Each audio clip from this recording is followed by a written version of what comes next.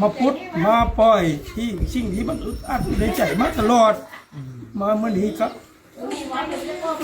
เปลี่ยนลานเอามาแบบตีใจแห้งภูมิใจได้มาลัยก้อนใหญ่ครั้งแรกในชีวิตจากหลานสาวธิดาลาวพอเท่าเว้าเกือบบ่ออกกระอึกกระอมน้ำตายิงป้อเบิ่งค่ายกับว่าคนกำลังจะห้องให้ด้วยความดีอกดีใจนั่นเองว่ามีอย่างที่นี่ยุ่งสมดสบายดี FC แฟนคลับทุกท่านโดยเฉพาะ FC แฟนคลับของลูกสาวธิดาลาวเนาะศิลปินโด่งดังที่มีกระแสชื่อเสียงทั้งสองฝากฟังแม่น้ำคลองขั้นผู้ใดติดตามก็จะได้เห็นว่ามื้อนี้โดยเฉพาะคลิปนี้พอผู้แม่เพิ่งก็ได้พาน้องธิดาลาวหอบมาลัย200 กว่าล้านกีบเพื่อจะเอามามอบให้พ่อเฒ่าแม่เฒ่ามอบให้พ่อให้แม่เอาไปไทยเนาะเอาไปไทยใบตาดินเอาไปไทยทีนากลับคืนมาและที่เหลือนั่นก็จะเอาไปปลูกหญ้าแปลงเฮือนให้กับธิดาลาวเนาะก็คงจะเป็นเฮือนของพ่อของแม่อยู่นั่นแหละฟ้าก็เป็นฟ้าไม่ไผ่ขาดเป็นหูจองปองอยู่สั้นลุ่มกับบ่ได้ล้อมบ่ได้อย่างบ่มีดินบล็อกดินจีอย่างเป็นเสาสูงขึ้นทั้งลุ่มก็ไว้มัดงัวมันควายเลี้ยงเป็ดเลี้ยงไก่ตามภาษาบ้านลาวไทยสมัยแต่ก่อนเนาะคาดว่าคันกรณีว่าได้เงินก้อนนี้มาก็คงจะมั่งทั้งเทิงแล้วก็กอเป็นเฮือนสั้นเดียวเนาะท่านผู้ชมเพราะว่าทั้งพ่อเฒ่าแม่เฒ่านี่เอาเงินของตนเองไปซื้อไว้แล้วนะอุปกรณ์นะซื้อเสาซื้อปูนซื้อแห่ซื้อทรายเอาไว้เรียบร้อยแล้วได้มาไล่ก้อนนี่ไปนะง่ายคันว่าอยู่บ้านนอกก็เกือบวันแล้วเป็นหลังได้ราคา200ก็เนี่ยเกือบได้ละได้เกือบได้แต่ว่าอาจจะไม่ได้เฟอร์นิเจอร์อาจจะได้ดินบล็อกมากออ้อมหันแล้วก็ตัดหลังคาแล้วก็หาเงินมาเติมใส่อีกจักแสน2 แสนก็น่าจะครบแล้วสร้างบ้านนอกกับบ่แพงดอกเป็นกันเองเด้ท่านผู้ชมเนาะหลังจากที่เฮ็ดพิธีผูกคอต่อแขนมอบเงินมอบคำให้แล้ว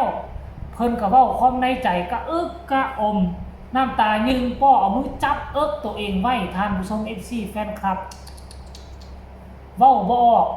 ทั้งแม่เฒ่าก็กระโดดกอดหลานน้ำตายิงป้อโดยเฉพาะแม่น้องธิดาลาวก็พอน้องธิดาลาวนี่โอ้ยซาลือกันพุ่นแหละ10 บ้านซา5 บ้านลือพุ่นแหละเดี๋ยวนี้ธิดาลาวนะเอาแล้วนะ10 บ้านกะซา5 บ้านก็ลือว่าธิดาลาวไปเป็นนักห้องอยู่ไทยได้มาไล่200 กว่าล้านกีบเอามามอบให้พ่อให้แม่ไปเป็นนักห้องบ่ฮอดปีมีเงินมีคำกลับมาเลย10 บ้านซา5 บ้านลืออีหลีได้ทานผู้ชมเว้ยปากของคนนี่มันดังกว่าโลกโซเชียลคนนี้เว้าคนนั้นเว้าติดเว้าต่อเดี๋ยวซื้อคำว่าธิดาลาวนี่มันจะดังก้องทั่วดินแดนล้านสร้างตั้งแต่เหนือฮอดใต้โอ้โหทานผู้ชมเว้ยถือว่า เป็นเรื่องมหัศจรรย์ใจแท้บางคนน่ะไปเป็นศิลปินพยายามอึดรับอึดนอนฝึกฝนล่อลอมตนเองเป็นปี2 ปียังบ่ได้ซ้ำธิดาลาวนี่ได้ชื่อเสียงหน้าตาทางสังคมทั้งวงการหมอลำทั้งวงการเพลงก็สู้ธิดาลาวบ่ได้ก็มีหลายคนอันนี้เนาะเพิ่นยังบอกว่าเนาะคนที่จะมาเป็นศิลปินเป็นหมอลำมันมีครูมีค่ายมันมีสิ่งศักดิ์สิทธิ์ที่คุ้มครองคันผู้ใดปฏิบัติดีปฏิบัติงามเคารพนับถือคายออกคายอ้อสิ่งศักดิ์สิทธิ์ที่คุ้มครองไปถึกปองลองแม่นทางมันก็จะมีสิ่งที่เบิ่งบ่เห็นลากจูงเข้าไปท่านผู้ชม FC แฟนคลับอยากให้ทุกคนไปชมวินาทีพอเท่าธิดาลาวได้รับเงินก้อนโตเงินมาลัยก้อนโตแล้วเพิ่นแสดงสีหน้าท่าทางคือแนวใดให้คือค่อยว่าแท้บ่ให้ไปชมคลิปนี้พร้อมๆกันมาพุทธมาปล่อยที่สิ่งที่มันอึดอัดในใจมาตลอดมาเมื่อนี้ก็เปลี่ยนลานเอามาแบบตีใจแห้งภูมิใจขันหลานผู้นี้บอกเอามานี่ก็สีลำบากเกินกว่าเรานี่แต่ว่าเดี๋ยวแต่ก็ สู้ไปอดกันไว้ดิ้นรนไปนี่แหละเพื่อจะให้มันหลุดพ้นจากปัญหาดังกล่าวเนาะ เป็นเมียนปานนี้พ่อเฒ่าเอ้ย ไปกระคำแล้วสิคำไปส่งนี่ล่ะแล้วก็กลับ เก็บ มา เป็นเมียนไป แต่ว่าสิไปกินข้าวแรงอยู่พุ่น เบิ่งเอาบัดที่นี่ลูกหลานมาฮอดจอดถึงเอามาส่งมายืนจนฮอดมองฮอดบ่อนแล้วกันอยู่ที่พ่อเฒ่าแม่เฒ่าละบาดนี่เป็นจังได๋ก็เฮ็ดเอาต่อ นะเสียวเก็บไปเมียนไว้ เอา ใช้นี้ใช้ศีลไปกันนะสร้างต่อเลยนะดินบล็อกก็ซื้อละเสาก็ซื้อเตรียมมาเลยสิไปเฮ็ดเรือนให้เพิ่น ให้มันแล้วมันทั่ว ให้มันแล้วมันทั่วนี่ชีก็สิใช้มันหมด อย่าให้มันข้าง เมื่อเท่าไรก็สิแม่น